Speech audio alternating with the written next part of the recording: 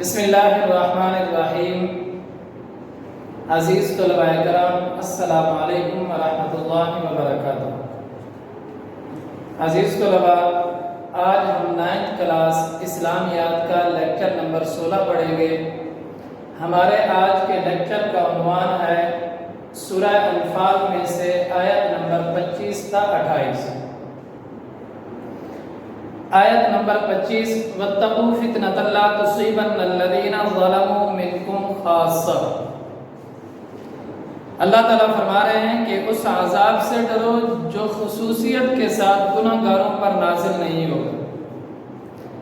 اس کا مفہوم یہ ہے کہ جب اللہ کا عذاب کسی قوم یا بستی پر آئے گا تو وہ عذاب صرف گناہ گاروں پر نہیں آئے گا، بلکہ ان لوگوں پر بھی عذاب آئے گا جو خود تو عبادات کے اندر مصروف رہتے ہیں، خود تو نیکی کرتے ہیں، خود گناہوں سے بچتے ہیں، دوسروں کو امر بالمعروف نہی عن المنکر کا حکم نہیں دیتے، یعنی نیکی کی تلقین نہیں کرتے، گناہوں سے نہیں روکتے۔ تو ان کا گناہ یہی ہے کہ خود تو نیکی کرتے ہیں، دوسروں کو نیکی کرنے کی تلقین نہیں کرتے، خود تو گناہوں سے بچتے ہیں اور دوسروں کو گناہوں سے بچنے کی تلقین نہیں کرتے۔ تو اللہ تعالیٰ فرما رہے ہیں کہ جب اللہ کا عذاب آئے گا تو گناہ گاروں کے ساتھ ان لوگوں نیک لوگوں پر بھی کیا آئے گا؟ اللہ کا عذاب آئے گا۔ تو آیت نمبر 26 کے اندر کیا ہے؟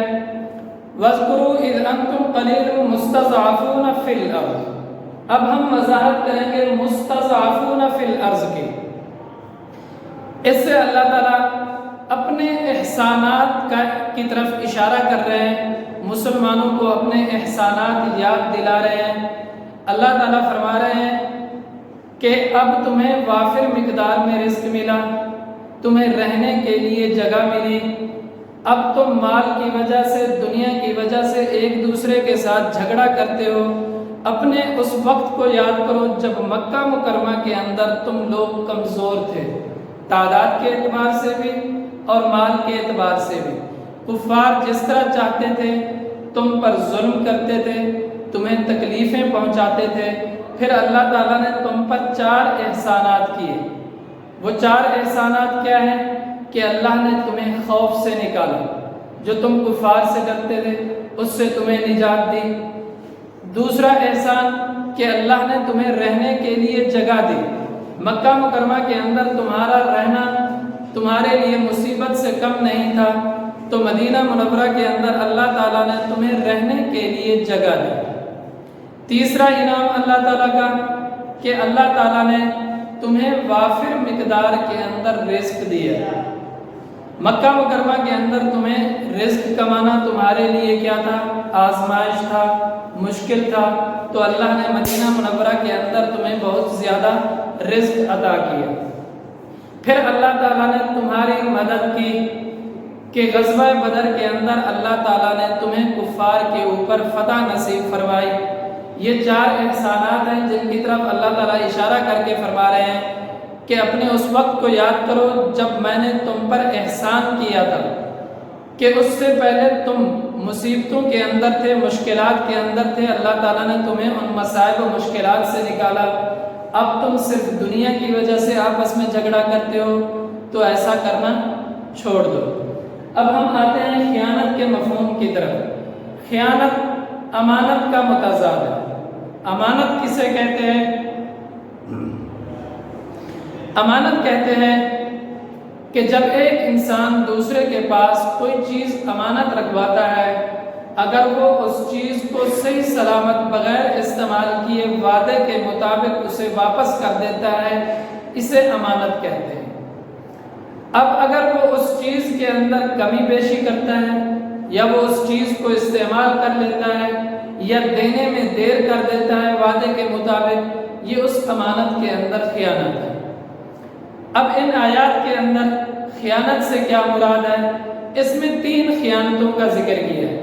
ایک، اللہ کے ساتھ خیانت نہ کرو، دوسرا اللہ کے رسول کے ساتھ خیانت نہ کرو، تیسرا اپنی امانتوں میں بھی خیانت نہ کرو، یعنی ایک دوسرے کی امانتوں میں خیانت نہ کرو۔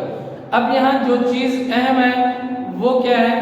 کہ اللہ کے ساتھ خیانت کرنے سے کیا مراد ہے۔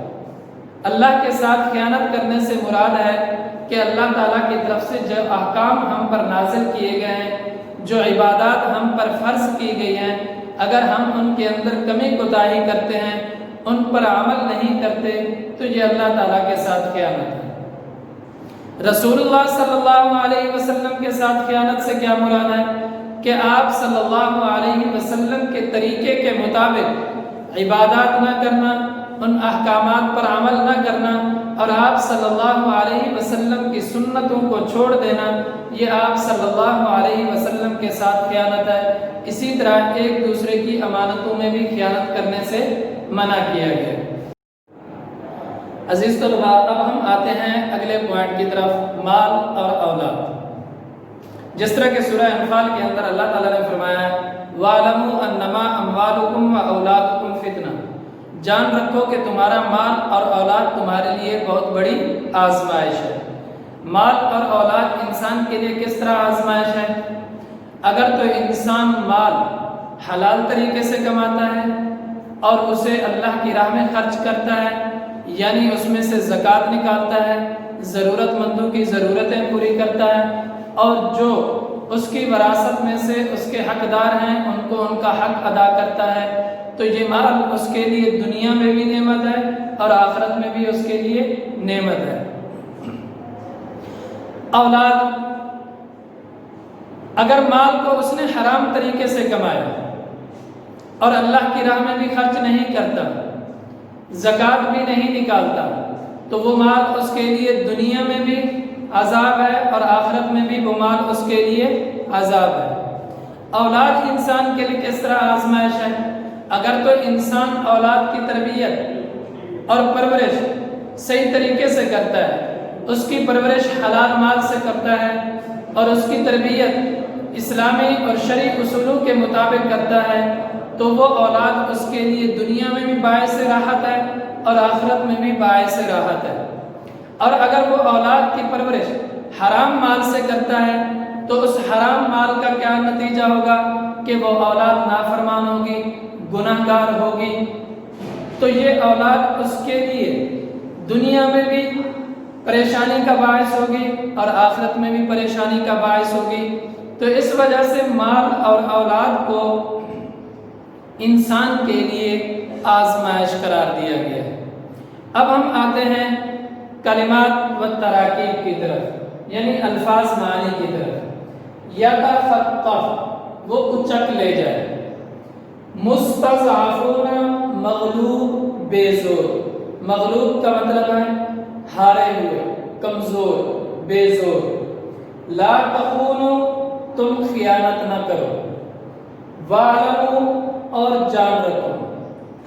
عزیز طلباء، یہ تھا ہمارا آج کا لیکچر نمبر 16 سورہ انفال کی آیت نمبر 25 سے 28 تک۔ عزیز طلباء، اس سبق کو اچھی طرح سے یاد کرنا ہے اور الفاظ معنی آپ نے لکھنے ہیں۔ اللہ ہم سب کا حامی و ناصر ہو۔ السلام علیکم ورحمۃ اللہ وبرکاتہ۔